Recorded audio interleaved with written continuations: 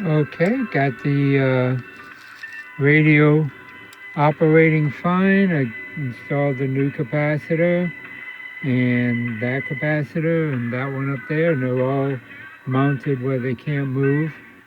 And I'll put new speaker wire on, cloth covered speaker wire. What a sound. Okay, the next thing I got, I'm still waiting on the line cord. I had to order, I ran out of line cord, so I ordered some new cloth covered twisted pair, line cord that will work with this radio that is from the same era. I found some loose wires from the actual factory that I resoldered and made sure they're on there good. And as soon as I get the line cord, I'll put that on. In the meantime, I'm going to go ahead and put these bushings on the tuning capacitor, and then when we hook up the line cord, we'll do a final IF alignment and RF alignment, and then we will put it back in its case, put the dial on. I got the new dial that I purchased, so it's coming along good, working great, and what an awesome radio. So thanks for watching. Well, got a new cord on here, and it's like the original. It looks a little bit red on the camera, but it's not red, it's bronze. It's bronze, the original color for the cord, and I got it put in around here, which gives a nice strain relief on this bolt.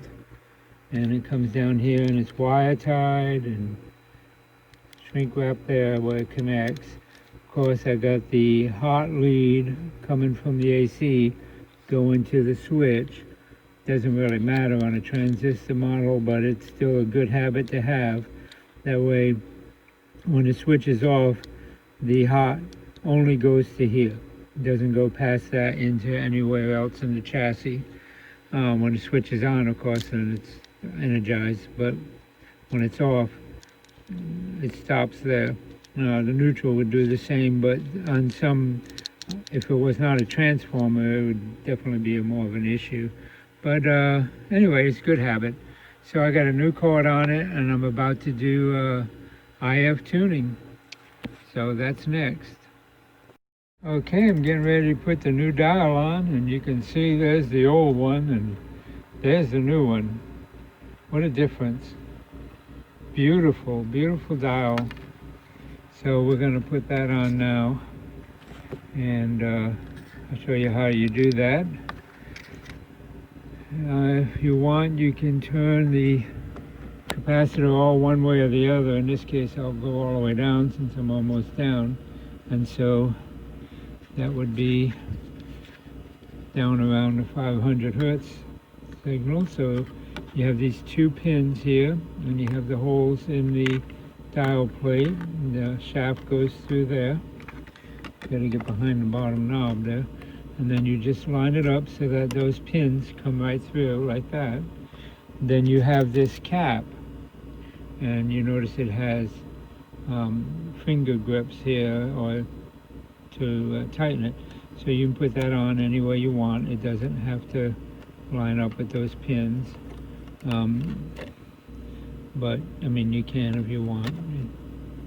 It just slides in here and then turns to lock in place. Make sure that you're still on the pins, and you just turn this clockwise. It's a little hard to do with one hand. The other thing you can do is take some long-nose pliers, but you want to be very careful of the dial you're putting in, and just turn it like that until it gets all the way to the end. And there you have it, the new dial. So now we can do our IF tuning because we have a dial that'll help us do that. Alrighty. Now, put the knobs back on. The tuning knob. Actually, I'm going to have to clean these knobs. I haven't done that yet, but I'll do that before I put it back in the case. Put the tuning knob in. This is the coarse tuning. And then this one is the fine tuning. And it goes on the outer shaft, smaller shaft, or rather inner shaft and outer shaft. And there you go. You got your main tuning and then your fine tuning. So I'm going to go ahead and power it up, let it warm up a little bit, and we'll do an IF tune. Okay, I'm set up. The frequency is 470. The IF on this one actually drifted a little since it warmed up. Okay, we're on 470. It says to do the IF. Oops, dropped again. Let me put it back up to 470.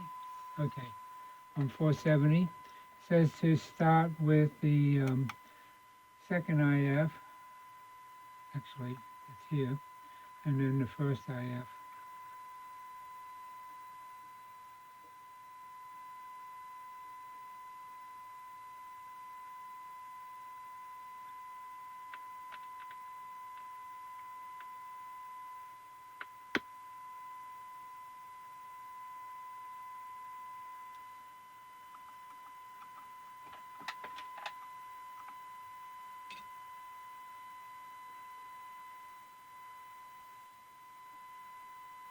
And yeah, I'm tuning it by ear. It's pretty obvious on this set.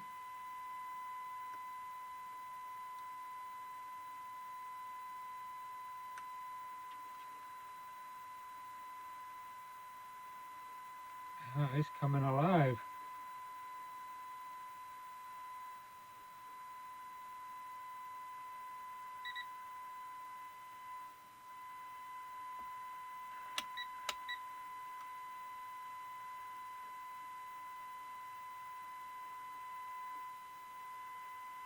Oh, that sounds good.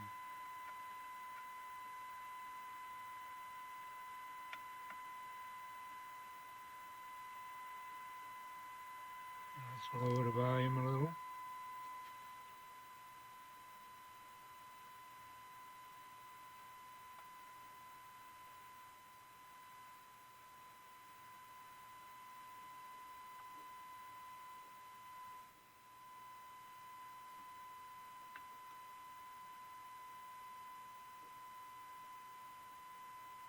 That's about peak there.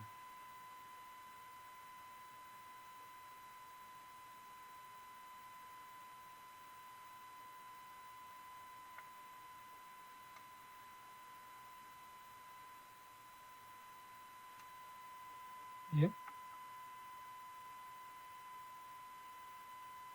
Hardly turning it at all.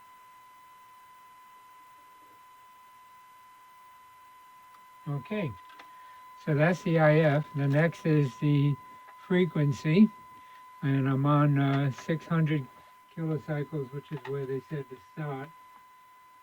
Okay, let's see. Next.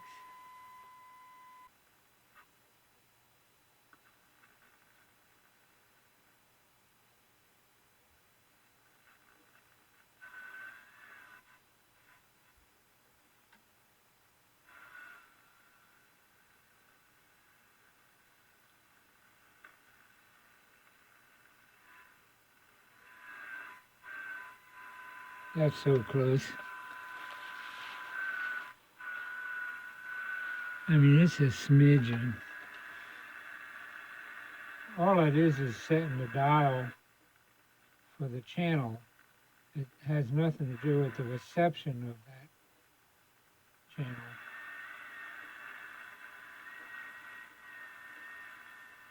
There we go. And we're right on it. Okay, let's do the next one. It should get a little easier. Now remove the external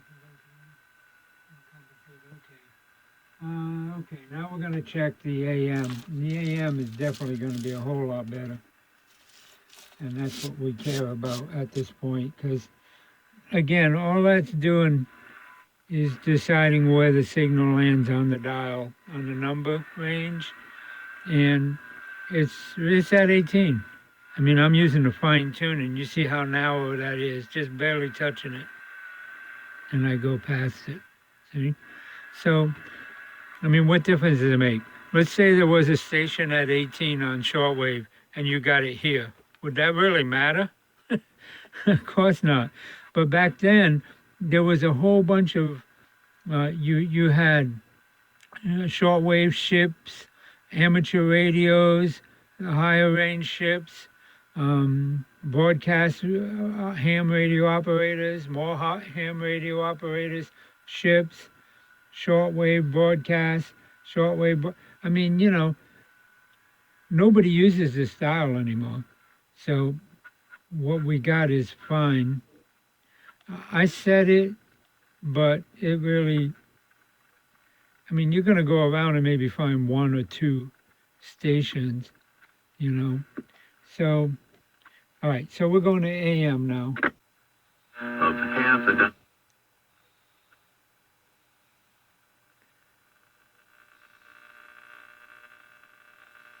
Okay, I'm not finding it. To get it close, what I'm going to do. From the 1077 Weather Center, here's your local forecast. This is 1640. I mean 1450. So I'm going to pull this down to get closer to there. Then we'll continue it. Friday, partly sunny, 30% chance of showers, mid-40s, upper 20s Friday night. Saturday, mostly sunny, highs upper 30s, mid-20s Saturday night. Sunday, mostly sunny, highs in the low 40s. Georgia meteorologist John Weatherby in the GNN Weather Center. Sometimes it seems like time just flies by. Let's see which way we're going. Sometimes you feel like That's the wrong way.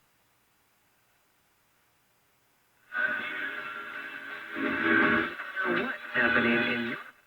You've got a song for that. You see how I'm 107. lower the volume. You see how I'm pulling the station closer on the dial to where it's supposed to be?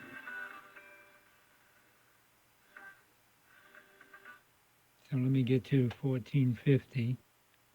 Turn the volume up a little, and you'll hear it come in.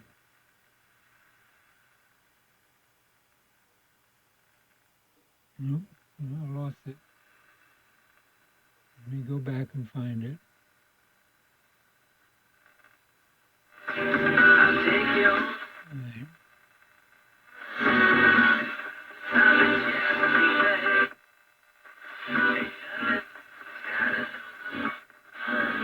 All right, it's peaking at 15.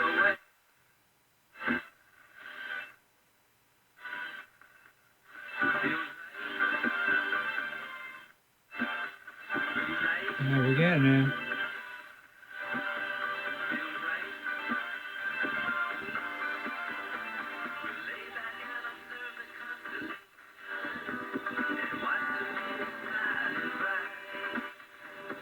Okay, that's it.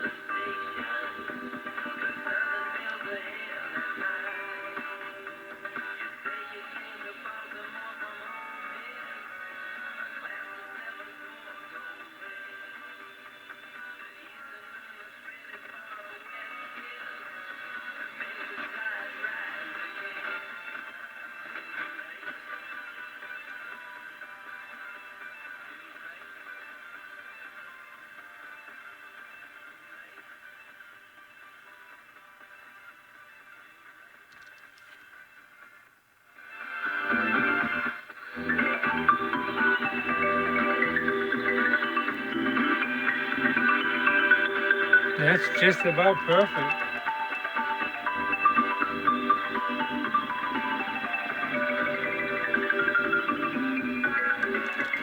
Okay. Next is, we can now, let's see, go back to 1600, and there we are. Okay, they're saying to bring that up a little. I don't want to bring that up because it's so close. It's 15.5. It should be 16. But if I bring that up to 16, we're going to throw out. I know this is 1450. My generator could have an error. My generator could be plus or minus, 10%. At that high frequency, that makes a difference. But I know that this station is my local station. They broadcast exactly on 1450. So by setting it to 1450, I got it.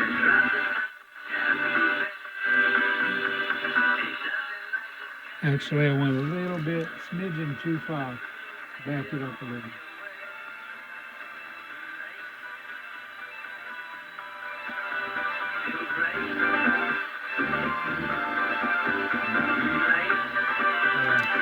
Now we're right on it. Good selectivity, just a little change. And that's a very loud station. That's right here in town. Okay, they're going to want us to go to 600 now. So we'll go to 600. There is a station at 630. I don't know that we'll get it, but we'll see. We don't have an antenna, so there's some harmonics from 1600. All right, so we're on 600 there. Let's go to 600. You need to give me a good signal generator. I just type it in. All right, there we go, 600. Now that's going to be off too. And let's see. Oh wait, we're on the. Oh shoot, I was on the wrong dial. Yeah, I was on the wrong dial. Let me go back to 1450 and see what we got. I messed up and I apologize. I was looking at the shortwave band. The broadcast band is the lower one on this dial. Usually it's the other way around and it threw me off. So that I need to reset. Let's get it back to 1450.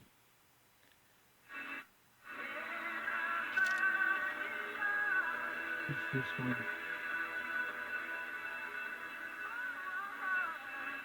That's going the wrong way.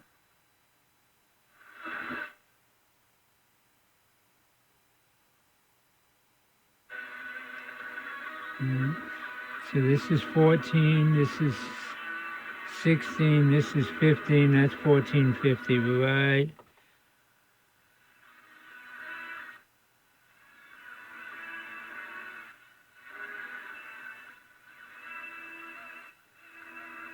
That's 1450. Let's see if I can get that a little louder.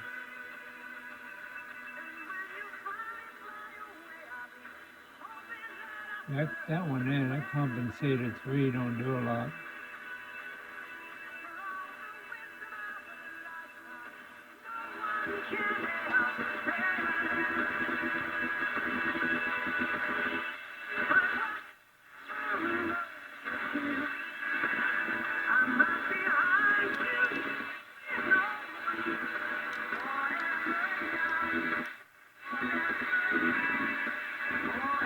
Okay, that's 1450, just past 15, but I was on the wrong dial.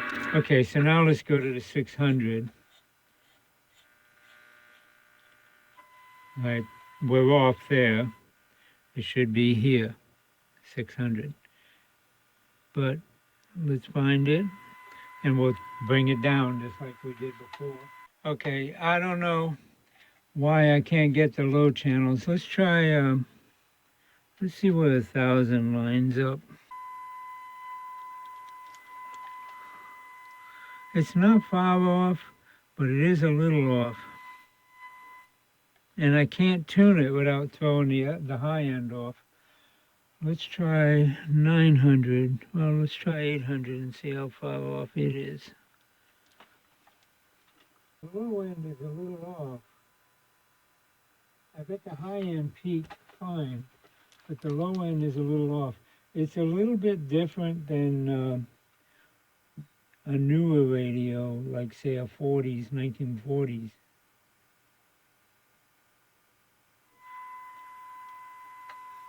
Well, that ain't bad actually, because I'm not even there yet.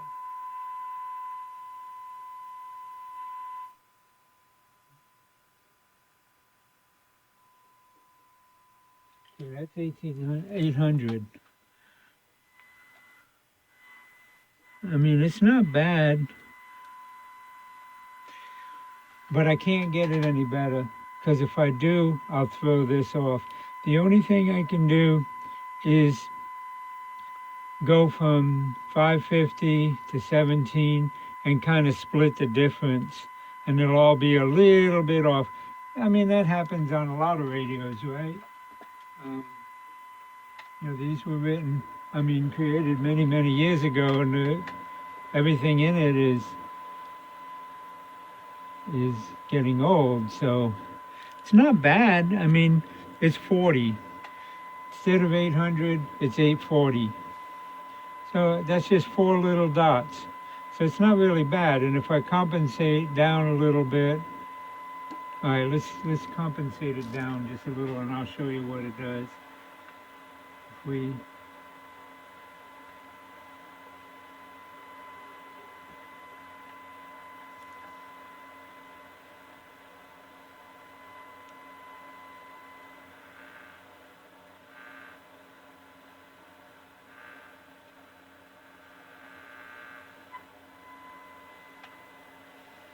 that's bringing it up.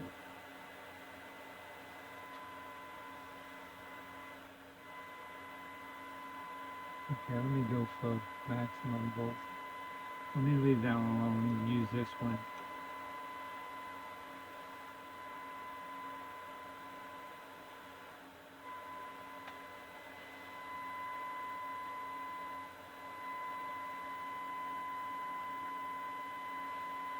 Okay, that's 1.5 lines off. I'm gonna max it out.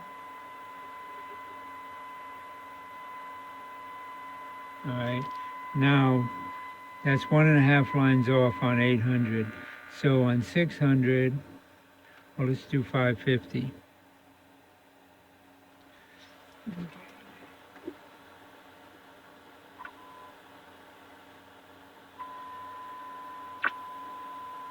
The radio is coming alive. That's a good thing.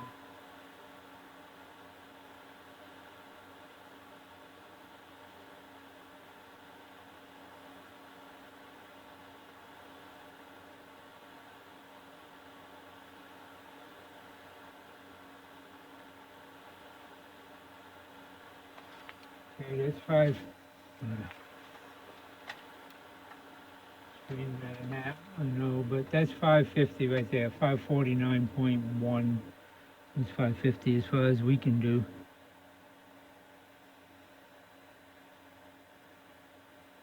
And I'm not getting it at all. Well, I'm getting it at 600. Actually, 570, 580.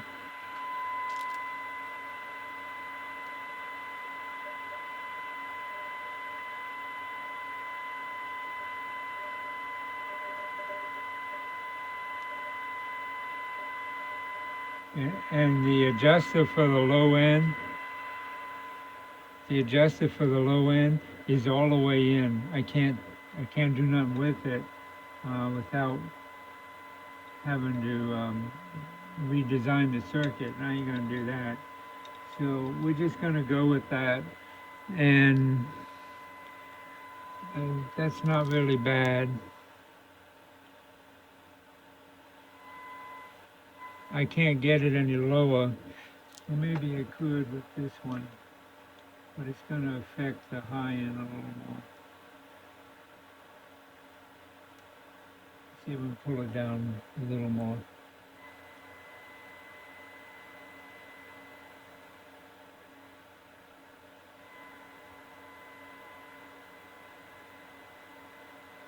No, it's all the way out.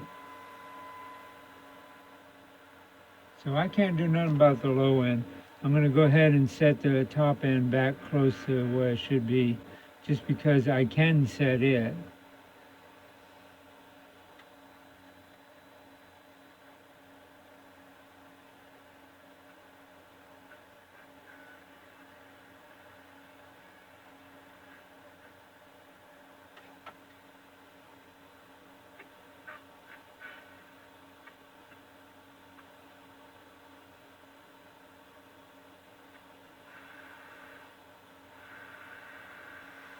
That's harmonics.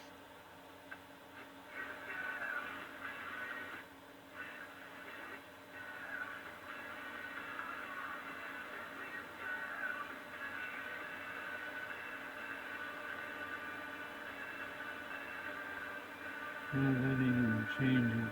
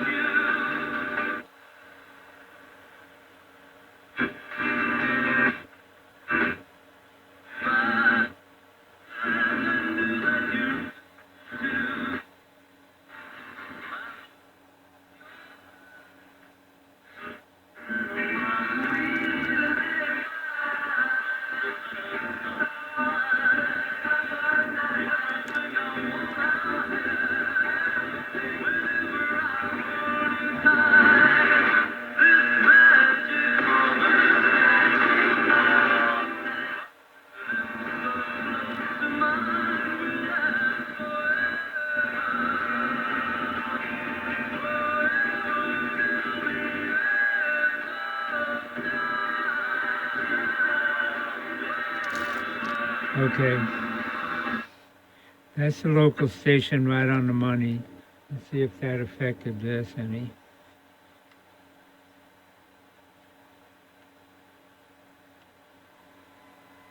No. See, that didn't affect this problem at all. So even throwing that off doesn't move this. There's no way I can get the low end closer to what it should be without totally redesigning the circuit. And I'm not going to do that because then it won't be the same radio. Let me go back to, say, 700.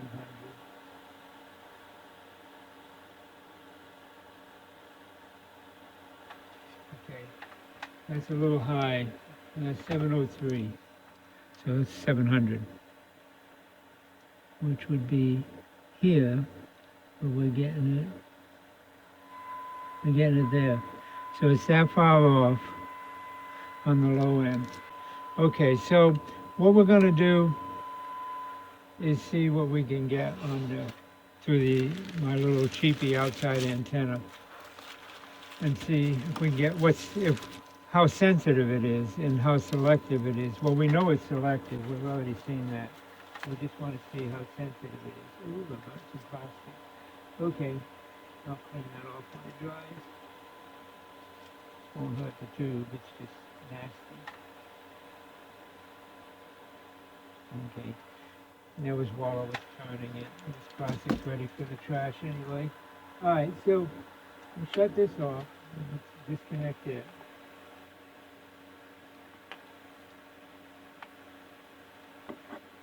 Okay, that's off.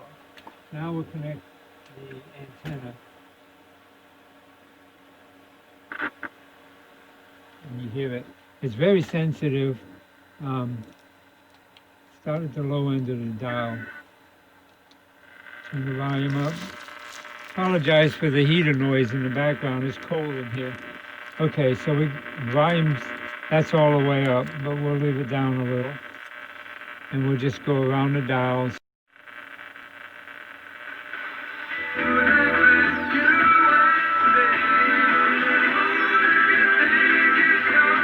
Okay.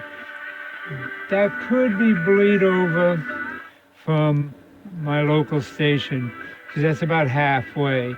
So it would be harmonic distortion, second harmonics, or third harmonics. And we can find that out by going there and seeing if the same song's on. So we'll do that and then we'll come back.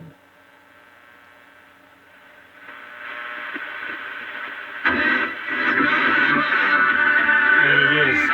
Okay, so we know what that is. That's just harmonic distortion. And it's because I'm right under the station locally here in town. All right, so let's continue to see what we find.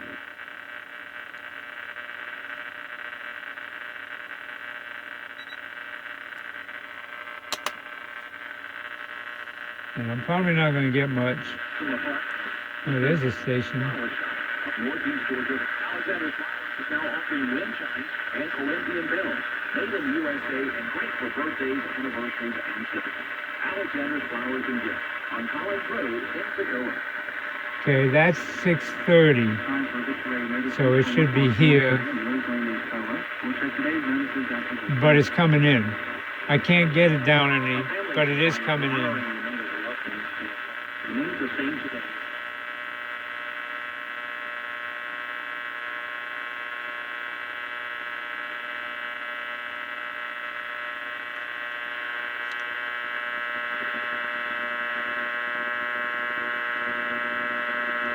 It's my fluorescent lights.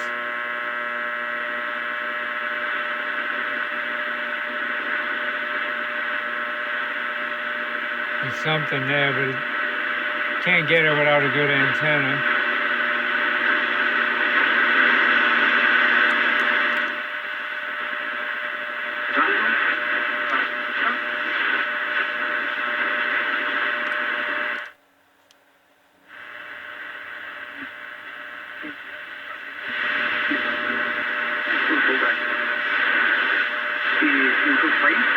Okay, now that's far away. I don't even know. That could be as far away as Atlanta.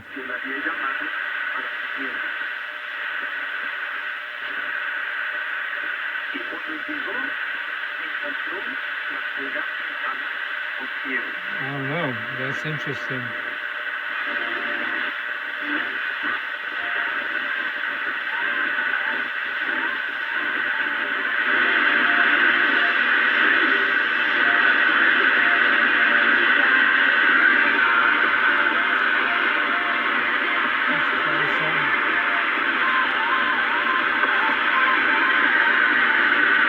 So that's a far station.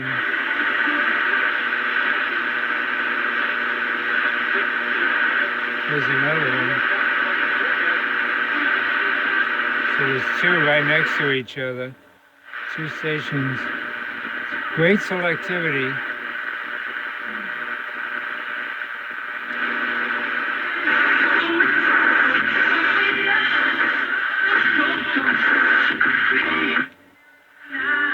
Okay, and that's the Cornelia station. Around the wrong bend in certain cities. See that selectivity? But somehow this That's a loud station in Gainesville. And there's Cornelia. This station should overpower this station, and it's not. This radio is very good.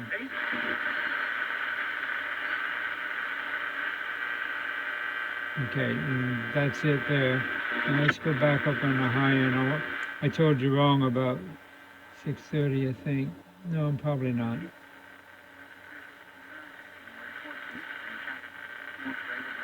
Yeah, that's 6:30. So it is off. That's 30, this is 50, 60, 70. So it's should be 30, it's 70, so it's 45 kilocycles off. And if I could split it, if I could pull this one off just a little bit low and get this one just a little bit high, it'd be nice, but this radio is not designed that way. Later on in the 30s, later 30s, and into the 40s, they are designed that way, where you can split them out and get them closer to where they should be. But back in the 20s, they didn't have that capability. So it's just amazing that you could get a channel, right? They didn't care where it was, it's just general idea, because it was new. I mean, but it gets them. And here's another station that's way out there. So it's sensitive and it's selective. And if this was upstairs, this station would come in good.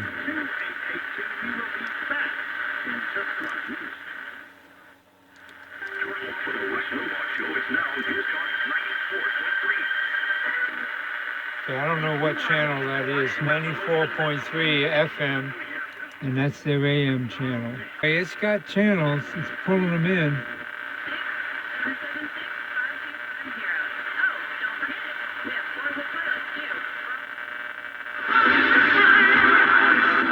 Okay, it's bleed over from the local channel. Okay, so let's try the shortwave band, see if we get any shortwave.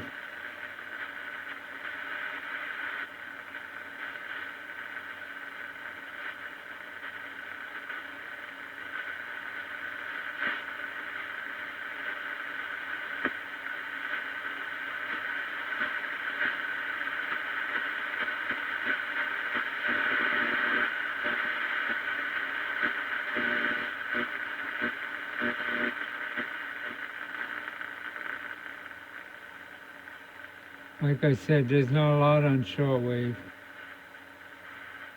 And you would need an antenna made for it. There's something. Yes, I've been down, I've been in despair. I have not known peace. There's some in there.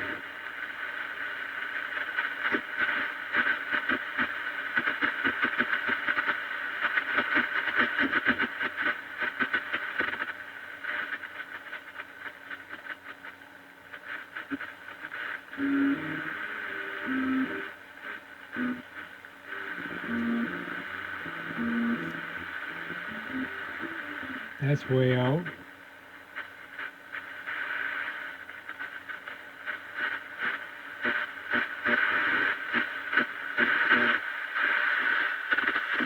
It's getting some shortwave.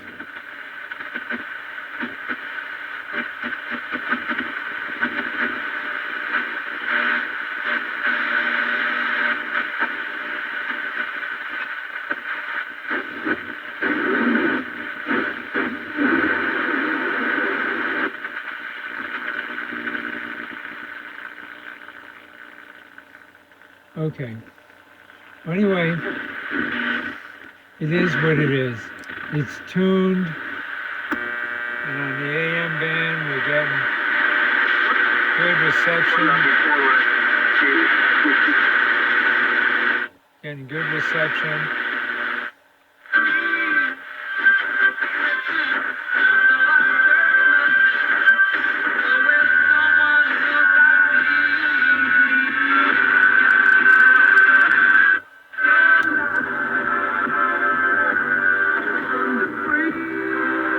Very good sound.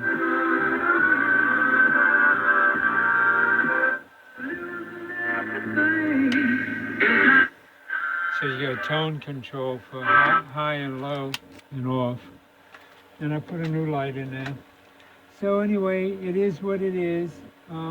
It is old, and I mean, it's really old, and it's doing fine. It's playing fine. It's pulling in the stations.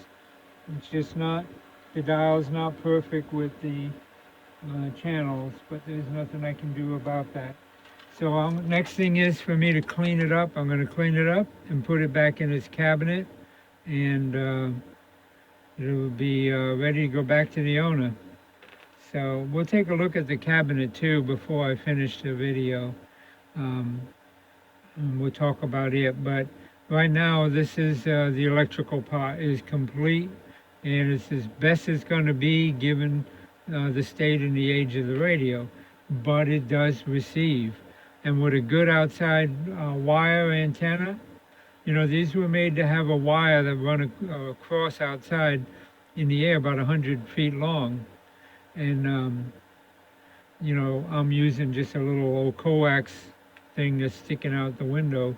So I don't have no real antenna for this particular age radio. But you see how well it's selective and sensitive. So those are the things you want to do.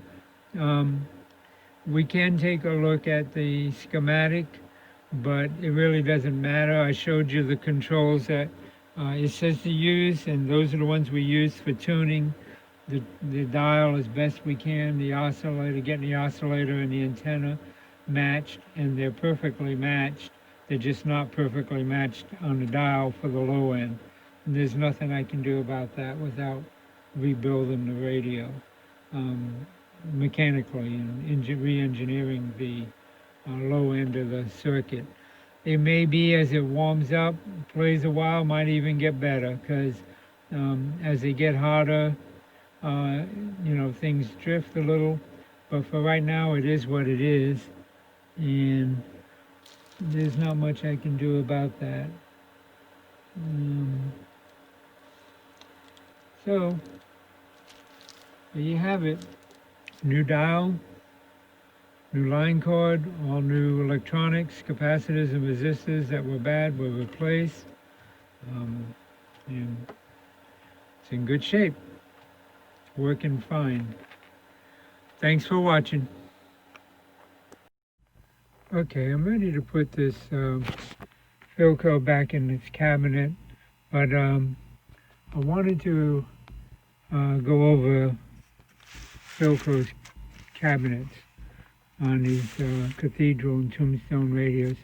What we have here is a veneer plywood. This can be refinished because it has grain, and it would, you know, it'd come out nice. Unfortunately, the guy I used to have refinishing has since gone out of business. So anyway, but this could be done easily. This, on the other hand, is a problem. This is called Philco coat, and they use it mostly on their radios. Some of the other companies use it, GE. And what it is it's a photo finish that's put over the wood. It's actually developed on the wood. So it's a photo finish. It's not something that you can restore. No company does that anymore. There's no technology to do that. And so it's not done. If you go online and search for Philco photo finish, you'll find blog after blog after blog of people talking about alternatives to it. They used to make a company that made labels that were like photo finish that fit the cabinet, and you would finish the sides, and then you would glue that label on, and then you would shellac the whole case, including the label. That company has since gone out of business, and nobody's making them anymore. There was, prior to that, companies that made them out of paper. They had a paper label that you could glue on and go over with shellac. But the issue is you can't refinish it. There's no way to bring it down to the wood because it's not real, it's not wood like you would think of. You can see here where the finishes come off, it's just clear spots. There are no grain lines. If you strip this down, this whole front would be this color with no grain lines. There's no way to finish it. So you can't redo them that way. A lot of people who remodel these do faux finishes with like a rag and some like stain or paint, and they splotch it on and they try to give it this tiger look here, but it looks so phony. It's not funny. It's not original. Doesn't look anything like an original Philco. What I did do, I cleaned the sconce here and brought out a nice shine on it with some stainless steel cleaner. It works great on just about any kind of cast metal and metal, and it really cleaned it up nicely. It also does a good job on plastic and wood, and you can see around here I put some on there. I can wipe it off, it come right off if I want to take it off. But it's non-residue. I mean, it dries pretty good. It'll fade a little and blend in, but you see how it brought out the color of the cabinet really well, the original finish. It just takes the dirt and the sheen off of the original photo finish and makes it shine. It might be worth it with something like this that'll give it back some of its gloss and its shine. The Philco logo is pretty much intact. The P has a little bit of damage, and the C. Now if I use some of this compound, let's see what it'll do on that.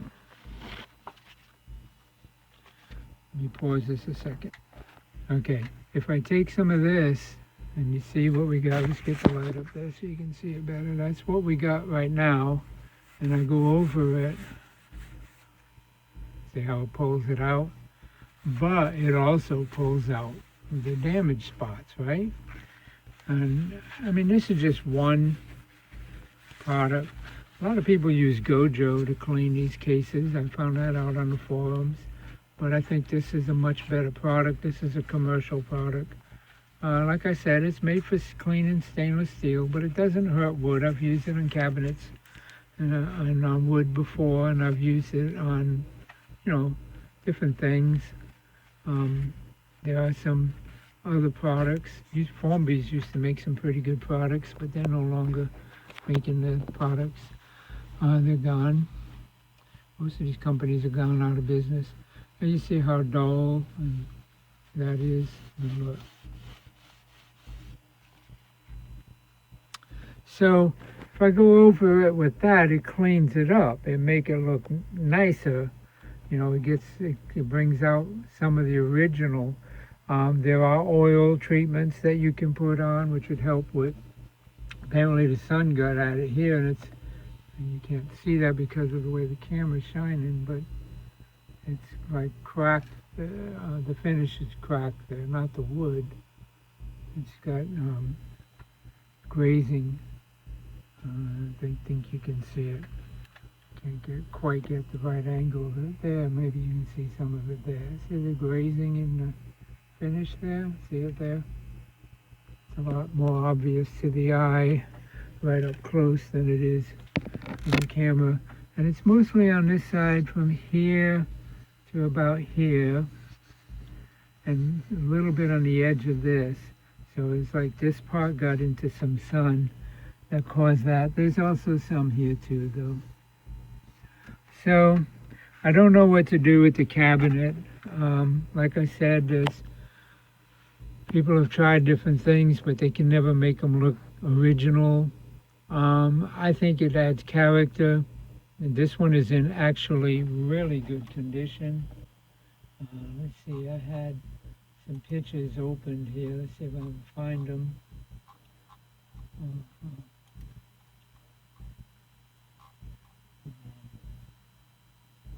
See, there's an example of a faux finish that was done, and it just doesn't. It's just not right. It just doesn't look right. It looks phony, because it is phony.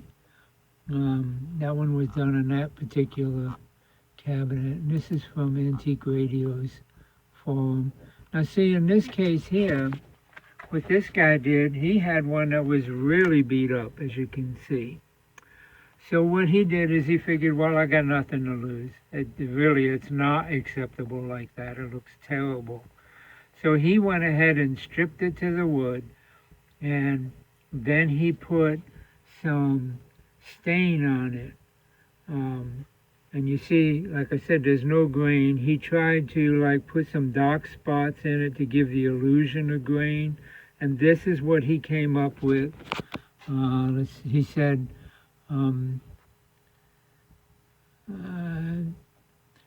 I really had nothing to lose. I wish I would have used more toner because the surface of the cheap wood comes out blotchy, and that's what made it blotchy like that. Instead, and it's splotches rather than what would look like grain. So he said he could tear it back down and redo it, but that's why you don't do them, because this, as you can see underneath, has no grain. It's just a flat. It's just a flat material. I don't even know if it's wood, since it doesn't have grain. I don't know what it is. It's probably a foundation material so that the photo finish would stick, you know. The cabinet on the side again is not quite as big of a deal because it is plywood and it can be finished. I don't know if I have any other pictures in here. No. But you can see if you do a search for a Philco photo finish, you'll find a whole bunch of topics, people talking about it, trying to figure out what they can do. Let's see if I can pull up some images and show you what if I find one of the faux finish things that people are doing. I'm not even seeing them. There's people just not doing it. You know. I mean, this is close to a faux finish here, where they just used some kind of paint or something. But these are just real wood cabinets, so they're able to refinish them. There's a Philco. See, you can see with Philcos right away, they stand out because you can't do nothing with them. If you do, there's the one we were just looking at there. If you do, they just look bad. That one's in really strange shape. And you lose the label, you lose all of that because it's just gone. Unless you can get the sticker. And some of these have probably been redone. I mean, see, here's one, just to give you an idea. Of course, I wish they didn't have the photo bucket label on it, but they kind of like almost painted it. And probably this actually has grain here, and this has grain. So what they probably did is cut out a piece of the material. Oops, sorry. Yeah, it's exactly what they... No, they didn't cut it out. It actually is original on that particular one. So this one had this insert that is got grain in it. And so they were able to finish that and give it a grain look, but this is that solid stuff, and they just sort of painted it or whatever they did to make it darker. I don't know. But that don't look too bad.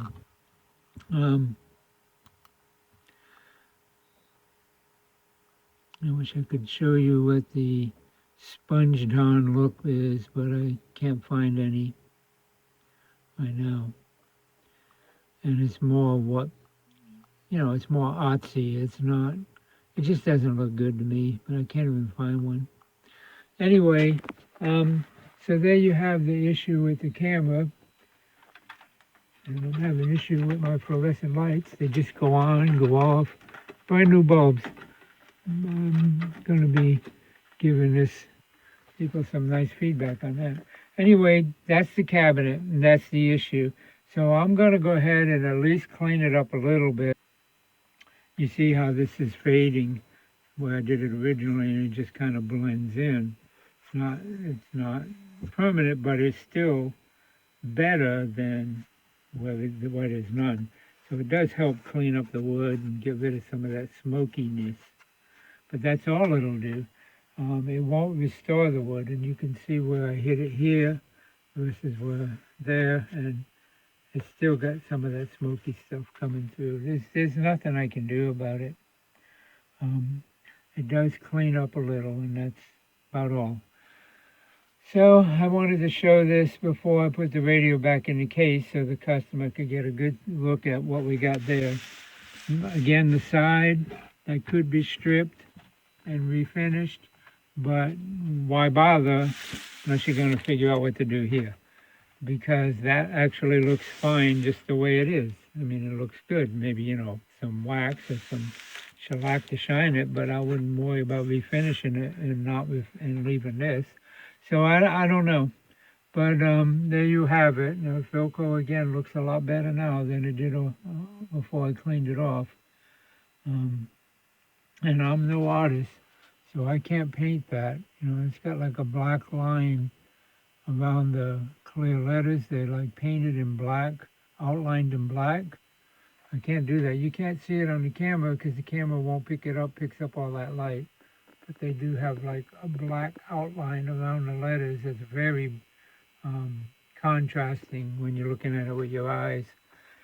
So there we have it. Appreciate you watching, and this part of the video is mostly to show what Philco coat looks like and what you have to do to deal with it, and also to give the customer an idea of what to do going forward with the cabinet. So thanks for watching.